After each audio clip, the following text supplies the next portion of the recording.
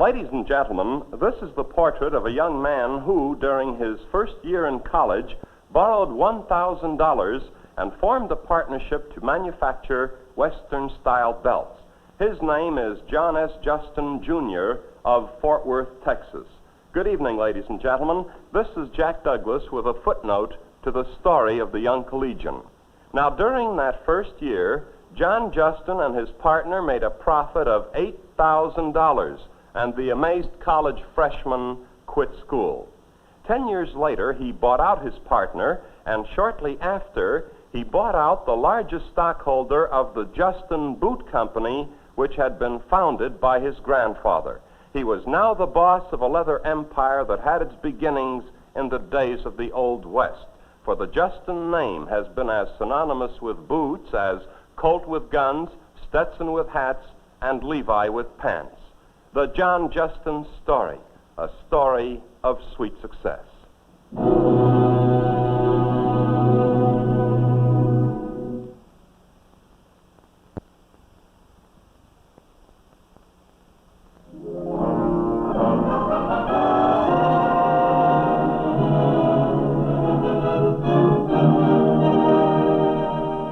The year is 1879, the plains of Texas near Spanish Fort. A young cowpoke, one of a dozen riders tending a cattle herd, had split the sole of one of his boots, and he decided to ride into town hoping to find a bootmaker. Put out the fire? Well, cowboys weren't that careful in those days. In any event, the cowboy was in luck, for on this very day, a 20-year-old leather craftsman from Indiana had put up his shingle, H.J. Justin, Bootmaker. It was a name destined to become synonymous with the Old West. A pair of Justins, partner. By 1925, the Justin Company had moved to Fort Worth. But let's fill in some important gaps at this charming home on North Bailey Avenue in Fort Worth. Our silent guides in the attic storage room are Jane Justin and daughter Mary, the historians of the family, and the picture album tells the story. This is John's dad, John Justin Sr., the oldest of H.J. Justin's 7 children. He passed away several years ago. John Jr.'s first formal portrait, very cute, the girls agree, but say by the time he was 18 months, he was really a lady killer, and please observe the fancy headgear. At 5, he was big for his age and mighty proud of his first dog, Spot. Then at 18, the shy smile of the high school graduate. John Justin spent a year at Texas Christian, then suddenly the decision to quit school and start the belt business. And we wondered about his quitting school, if he had to do it all over again. Jack, I wouldn't, of course not. I think it was one of the greatest mistakes I made is when I quit college when I did. I think the belt business could have waited a few more years while I finished my college education. But at the time, the belt business couldn't wait, and in his eager young mind, he saw the chance to take the Justin name, heretofore associated mainly with boots, into a new field, Western-style leather belts. The partnership with W.D. Barton prospered, and soon there were almost several dozen employees. But what about the boot company? Why didn't Johnny stay to work his way up?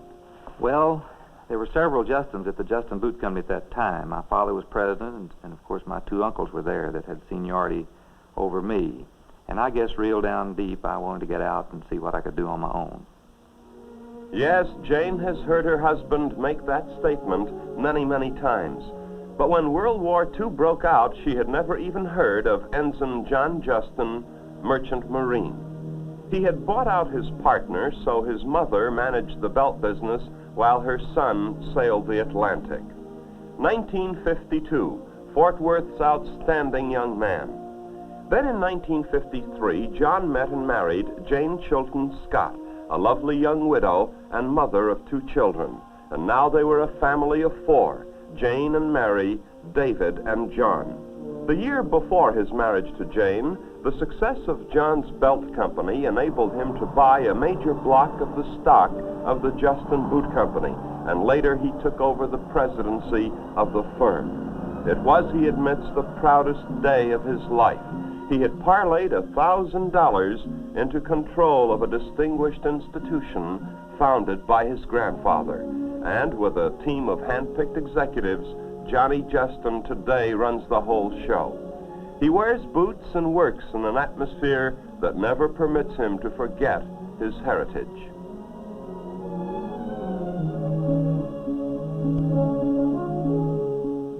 For a few brief moments, let's study the art, and it really is an art, of boot making. First, an artist sketches the pattern design. A metal die stamps out the leg of the boot, and then the artist's design is outlined with a chalk powder.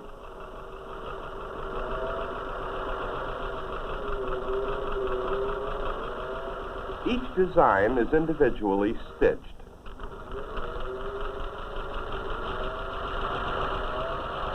Each boot is seamed wrong side out, then turned right side out so that the seam will be on the inside of the boot.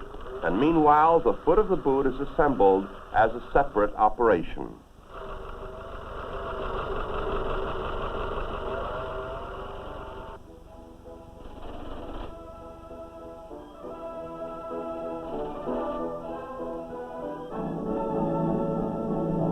The stamp tells the story. Since 1879. 1,000 pairs of boots leave the plant each day, and we ask John, to whom do you sell so many boots? Well, strangely enough, cowboys, working cowboys, not only the television kind, and ranchers and farmers, the people who put the beef on our tables. Also, we sell a lot of boots to the people who enjoy the great out-of-doors, such as hunters and fishermen. At least once during each school semester, John Justin and his designers visit Kilgore College, home of the famed Kilgore Rangerettes, the smartly dressed, precision-drilled beauties whose appearance on any football field adds heavily to the box office. The Rangerettes are directed by Miss Gussie Nell Davis, who organized the famed unit in 1940. Now, of course, a Rangerette wouldn't dream of facing the itsy-bitsy world, what little there is of it that isn't Texas, without her favorite boots, and John in turn takes great pride in making the footwear for the Rangerettes. Come Saturday afternoon, and who cares about the score when the Rangerettes are on the field?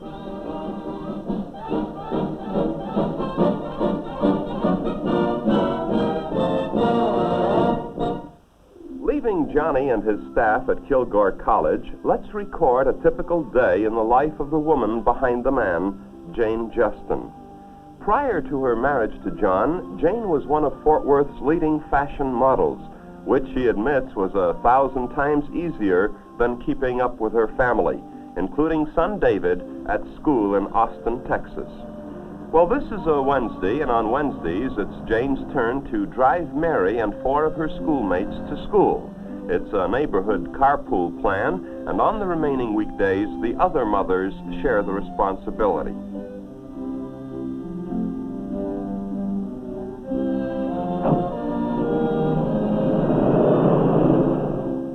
No, Jane isn't snooping at the neighbors. She's playing one of America's favorite morning pastimes, waiting for the mailman. The reason has nothing to do with the mailman's cheery good morning, or for that matter, the mail. Her favorite hobby, aside from drinking coffee, is collecting ornamental porcelain and Dresden.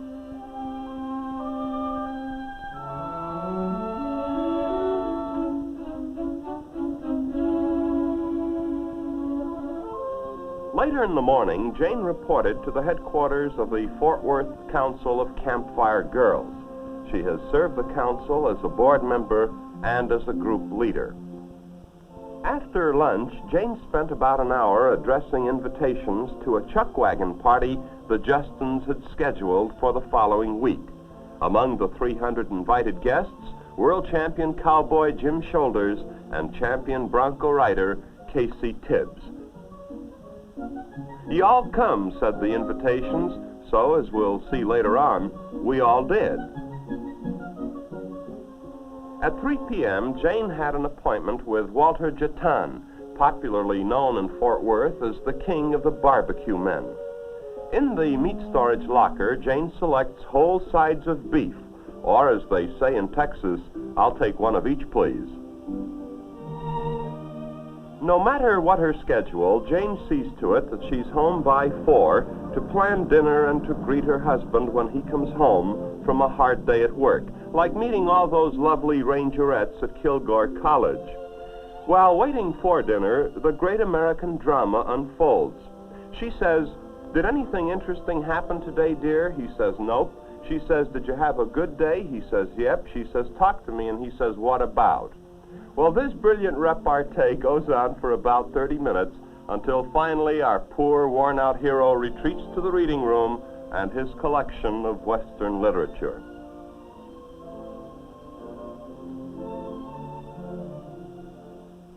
After dinner, Mr. J skillfully avoids conversation by catching 40 winks, aided by soft music from daughter Mary. This oversized brandy snifter was a honeymoon gift he gave Jane, promising he would bring her a glass of warm brandy every night for the rest of their lives. Well, Jane, of course, is still waiting for the first sip. With her brother David away at school most of the year, 13-year-old Mary lives the life of an only child. After lulling her daddy to sleep, she'll spend most of the weekday evenings attending to homework. And this young lady, we discovered, has a great deal of depth. This crib, for example, belonged to her French poodle.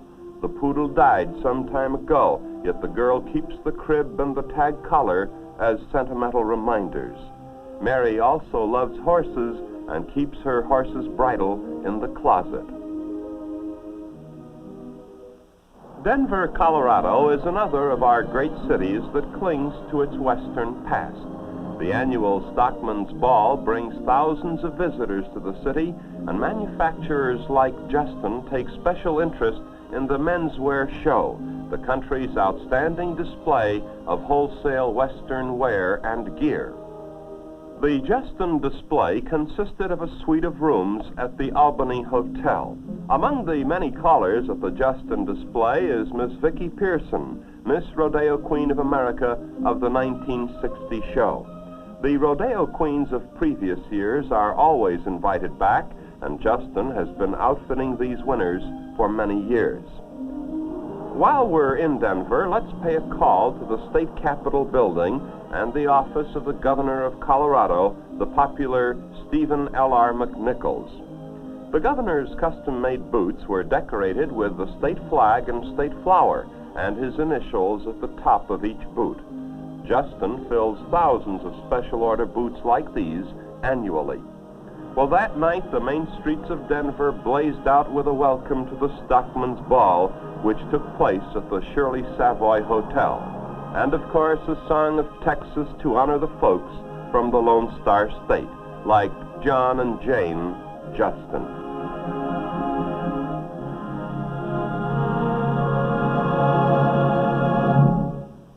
You know, ladies and gentlemen, there are those historians who say that the West died with the Alamo and Sitting Bull, the Pony Express, and the cattle drives. But our friends in Texas don't cotton much to reading history. They're generally too busy writing it. And as we'll see in part 2 of our story, John Justin and his fellow Texans live in a state that will never permit the memories of the West to pass away.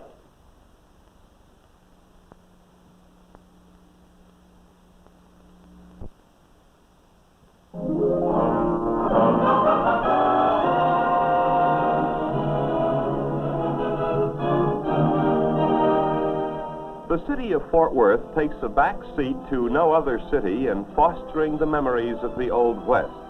The annual Fort Worth Rodeo is preceded by a walloping parade involving thousands. The youngsters, of course, have eyes only for the ponies. Television and movie star Rex Allen was a guest of honor. Rex is a popular favorite in Texas, and the crowds gave him a big hand. Here's the mayor of Fort Worth, the Honorable Tom McCann, followed by that riding fool from North Bailey Avenue, Johnny Justin. We'll bypass the rodeo events since we'll be traveling to the Tucson Rodeo later on. But here was a picture we couldn't pass up.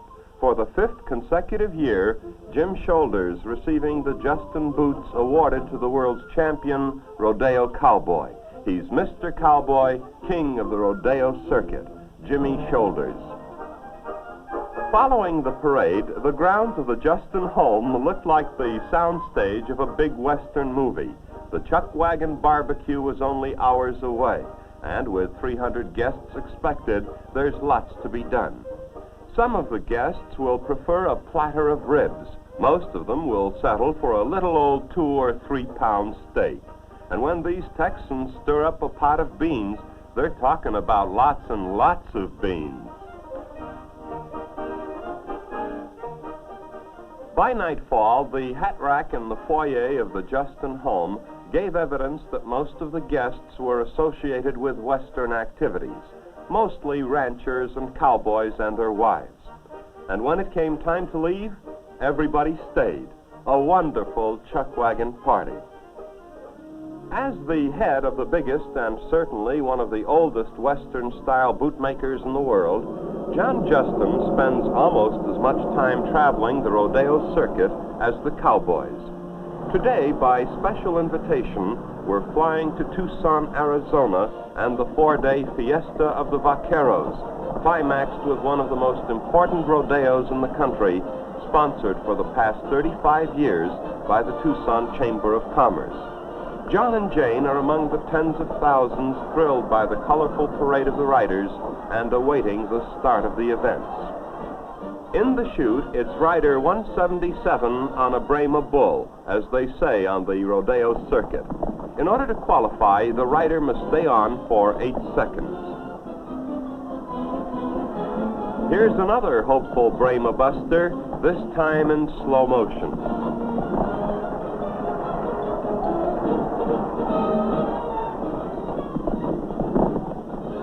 Sharing the spotlight in the center of the arena are 2 clowns who give the crowd a big laugh while fulfilling a serious mission: to deliberately attract the attention of a bull when the rider has been thrown, so that the rider has time to get back to safety. But not all the bulls are puzzled by the clowns.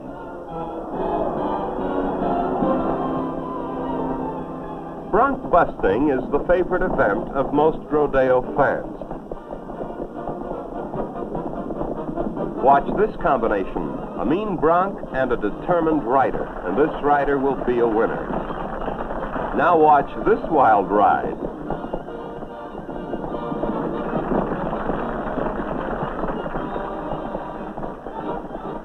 Handsomely costumed Indians from St. John's School introduce the grand finale. It's a great rodeo, the Fiesta of the Vaqueros. In Nacona, Texas, some 85 miles from Fort Worth, John Justin supervises still another Justin enterprise, the Justin Leather Goods Company. He assumed the presidency of this company in 1955, a company that makes a variety of leather products, primarily wallets and handbags, but also shaving kits. It's interesting to notice how very little machinery is used in any of the Justin products. The machines really do the simple jobs, but the important operations are performed by human hand, even gluing together 2 strips of leather.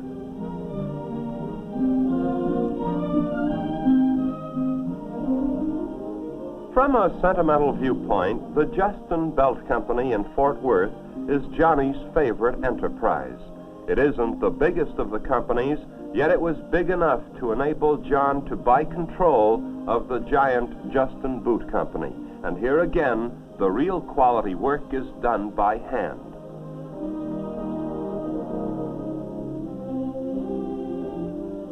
Now, many successful businessmen have little or no interest in local government, the affairs of their city. They claim they're too busy running their own affairs to worry about City Hall. In 1959, John Justin decided to run for the Fort Worth City Council. He campaigned modestly, but won his seat. At right is Mayor Tom McCann, and to his right is Mr. Perry Cookingham, the city's manager. Johnny is mayor pro tem, and to our surprise, we learned that Jane approved the idea of having a husband in politics. Well, frankly, I've encouraged him in this. I think that in our democracy, we are prone to let the other fellow take the responsible offices and try to carry on the government, where John and I feel that people of responsibility should get in there and do their part with the government. In addition to his duties as a councilman and mayor pro tem, John Justin is co-chairman of a fundraising drive for the new Fort Worth Children's Hospital. Construction has already begun, but more funds will be needed to ensure completion. It's going to be a beautiful modern hospital, judging from these sketches by architect Preston Guerin, Jr. As a councilman, John Justin takes his duties seriously and conscientiously. And like the late great mayor of New York City, Fiorello LaGuardia, he drools at the sight of a shiny new fire truck or engine. Now, it seems that the city had recently purchased some new firefighting equipment, including this ladder truck that cost $40,000 and features a ladder capable of scaling a 6-story building. Johnny was delighted to be on hand for the first demonstration of this enormous ladder, but his happiness vanished when one of our cameramen suggested that he should have first honors. But these Texans are a game group, and here he goes.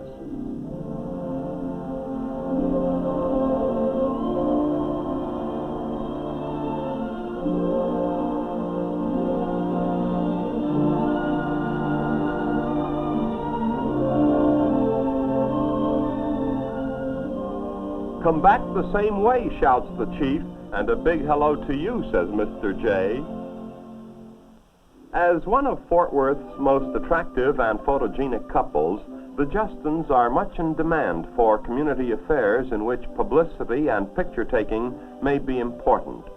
On this particular Friday night at Amon Carter Field, a new jet service was being inaugurated between Fort Worth and Los Angeles, and Jane had been asked to cut the ribbon by stepping through a huge cellophane heart, and a job well done from hubby John.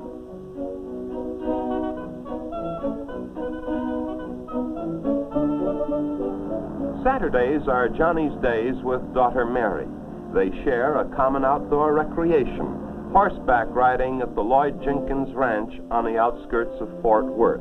And by the way, the horse that John is saddling, Sox 5, is valued at $50,000 by his owner, a real quarter horse. Daughter Mary, by the way, has been riding since she was 3 years old. Note the horns of this four-legged beauty.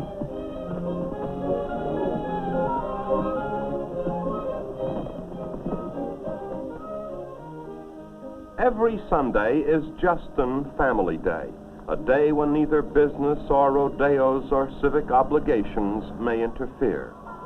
The Justins worship at the First Methodist Church, the same church John has attended since he was a boy. After church services, they'll visit John's mother, who has a charming house overlooking Eagle Mountain Lake, about 15 miles from Fort Worth.